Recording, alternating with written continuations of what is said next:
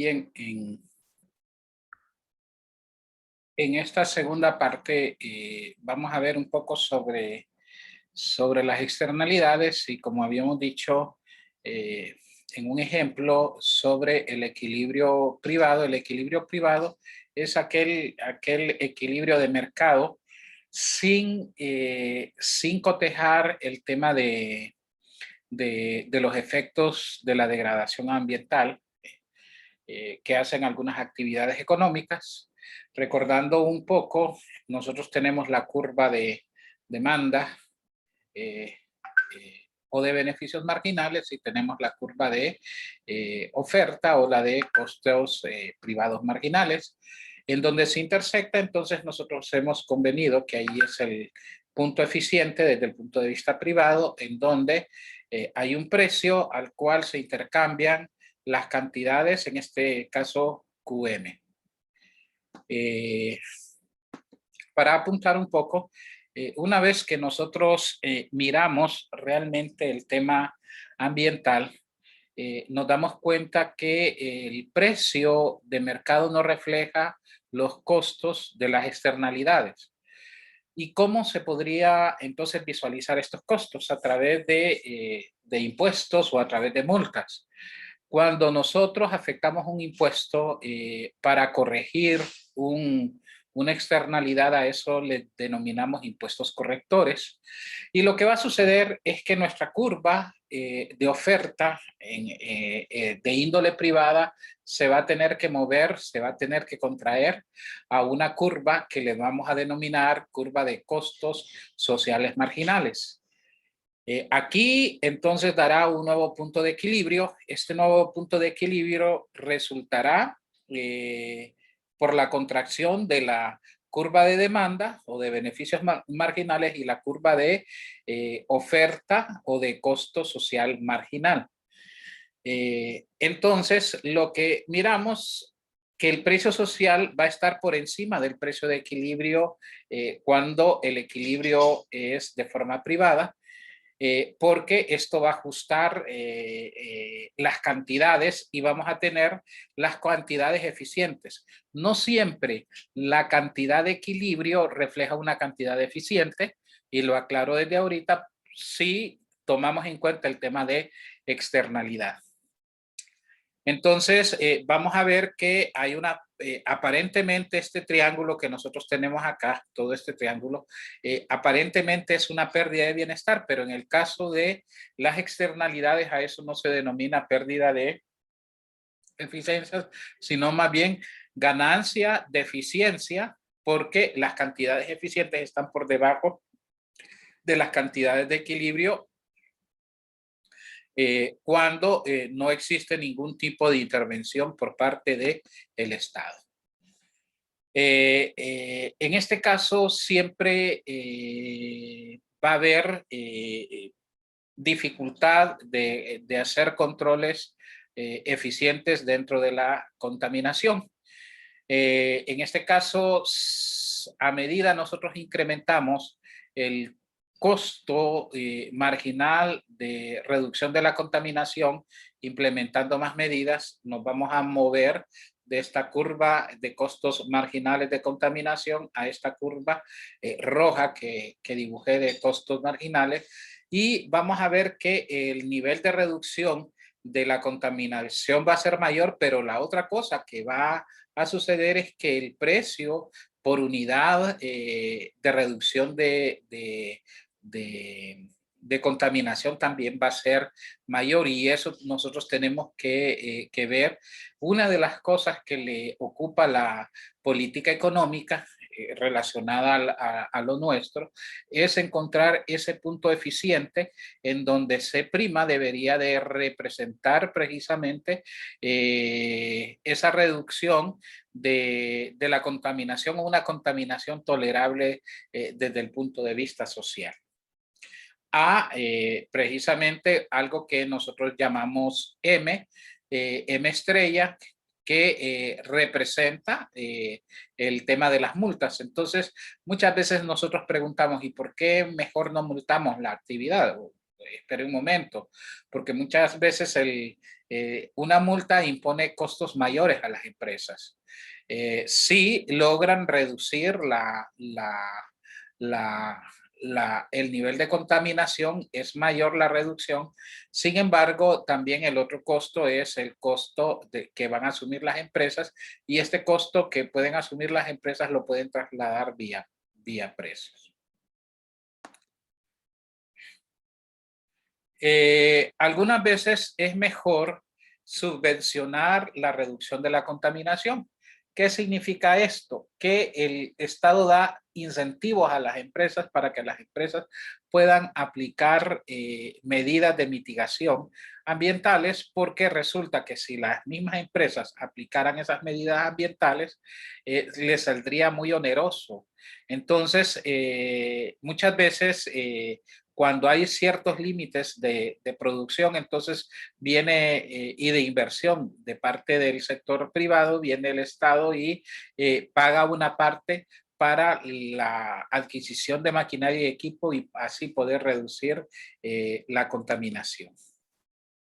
Las subvenciones es la cantidad de dinero que se concede a una persona, una entidad o una institución con ayuda económica para realizar una obra para su mantenimiento, especialmente la que se recibe del Estado o de un organismo oficial. La cuarta ineficiencia es la existencia de mercados incompletos, y en este sentido nosotros podemos decir que los mercados incompletos son aquellos que existe demanda pero no existe quien quiera producir u ofrecer el servicio. Un ejemplo claro de esto es el mercado de algunos tipos de seguros dentro de las actividades económicas, ¿verdad? Si les doy un ejemplo, imagínense que nosotros estuviéramos compuestos por la mayor cantidad de población que fuera de tercera edad. Entonces seguramente las aseguradoras tendrían un límite de asegurar, porque la probabilidad de que paguen una indemnización por muerte o fallecimiento de una persona de tercera edad es mayor, ¿verdad? Entonces, algunas veces ese tipo de seguros no son ofrecidos y tiene que venir el Estado a ofrecerlos a través de sus sistemas de jubilaciones y pensiones del sistema de previsión social, o a través de la ley, de la normativa, obligando a que el sector privado pueda ofrecer ese servicio. También está el ejemplo de los mercados complementarios, ¿verdad? Porque algunas veces nosotros ofrecemos un bien, pero para que pueda ser consumido ese bien se necesita un complementario. Entonces, y ese producto complementario el sector privado no lo quiere ofrecer, entonces usualmente el Estado obliga a que lo ofrezca. La segunda falla es la falta de información. La información es considerada como un bien público, ya que al suministrar a una persona no supone una reducción para la otra, que es una de las características de los bienes públicos. Existe eficiencia en la distribución de la información si esta es gratuita o solo se cobra el coste de su difusión, ¿verdad?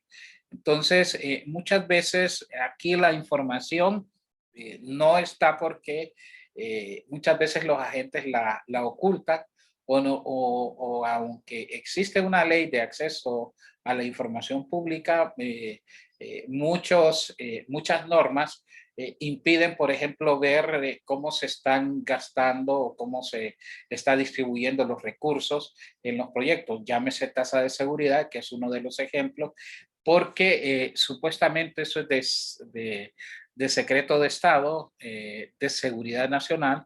Sin embargo, son fondos públicos en los cuales tienen que rendir las cuentas pertinentes de cómo han empleado todos esos 3.000, 5.000, 6.000 millones de lempiras que reciben anuales por el concepto de la tasa de seguridad. Entonces, muchas veces esos fallos de mercado impiden a que las empresas y los agentes tomen las mejores decisiones, y de eso debemos de ser consecuentes. Este principio también obligaría a que todo el mundo debería de tener información y proveer información. Y el último aspecto que toca Stiglitz en su libro es el paro, la inflación y el desequilibrio. O sea, nosotros podemos ver que uno de los fallos más importantes es el tema del desempleo.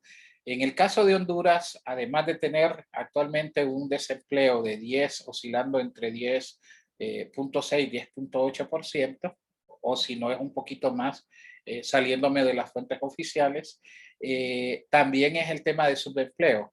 El subempleo solo le ocurre a los ocupados, a los que tienen trabajo, a los que devengan algún tipo de salario. Y el subempleo en Honduras actualmente está en un 70%. Eso significa que del 100% de personas ocupadas, el 70% no tienen una buena calidad de empleo.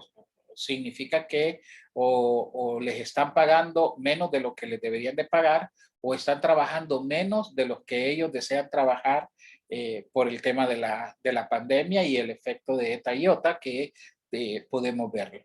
Entonces, cuando existe una alta tasa de desempleo, siempre el gobierno trata de incentivar a través de políticas de inversión. El tema de exoneraciones muchas veces busca que las industrias puedan venir acá a poder invertir y a ofrecer.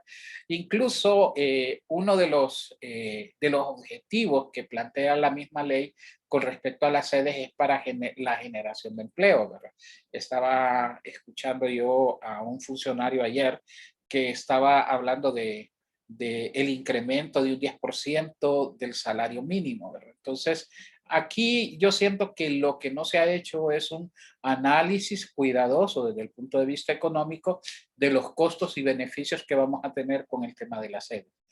Desde el punto de vista, nosotros estamos asumiendo más costos que beneficios porque si usted ve, no se les va a cobrar impuestos, no hay tasa cero de impuestos, todo lo que desarrollen dentro de estas zonas. Entonces, ¿qué es lo atractivo? ¿Será la generación de empleo? ¿Realmente van a generar y van a dar empleo? No sé. Ahí tendríamos que ver, pero es una parte de intervención del Estado. Otra es el tema de altos niveles de inflación. Siempre a través de la política fiscal y a través de la política monetaria se quiere contener los efectos inflacionarios de los precios. Por lo tanto, entonces las medidas conducentes a eso es para que se estabilice la economía con respecto a los precios, porque un aumento de los precios desmejora la calidad de vida de la población. Y otro tipo de shock o de desequilibrios que se dan, por ejemplo, el tema de la pandemia, que nadie en el caso de Honduras había preveído que iba a tener un impacto tan fuerte de una reducción en el Producto Interno Bruto a precios constantes de un 9%, ¿verdad? O sea, esa fue la caída que tuvimos en el 2020. Hay algunas categorías ocupacionales que nosotros debemos de recordar. La población total está conformada por dos categorías: la población en edad de trabajar, que son aquella población de 10 años y más dentro de la región, en este caso dentro del país, y la población que no está en edad de trabajar, que usualmente es población infantil, que es menos de 10 años. Dentro de la población en edad de trabajar, nosotros tenemos los inactivos, o sea, los que no pertenecen al mercado laboral y no se sienten incentivados a trabajar, y la fuerza laboral, a lo que nosotros denominamos PEA o población económicamente activa. La población económicamente activa se conforma por ocupados y por desocupados, y dentro de los ocupados nosotros tenemos aquella población que no tiene problemas de subempleo y aquellos que sí están subempleados. Igual, dentro de los ocupados tenemos a los cesantes. Los cesantes son los que han sido despedidos o aquellas personas que se vienen incorporando por primera vez al mercado laboral. Como he sostenido, la mayor preocupación de nosotros no está por el tema de los desocupados, aunque actualmente ya a dos dígitos ya el desempleo preocupa en cualquier región, pero anteriormente a esa solo habíamos tenido un dígito de desempleo y por debajo del 6%, pero el tema más del mercado laboral que importa es y donde debe de intervenir el Estado es en el tema de las políticas orientadas a mejorar las condiciones de empleabilidad. Aquí tenemos algunos datos de las fuerzas laborales y los indicadores de mercado laboral, y con esto finalizamos.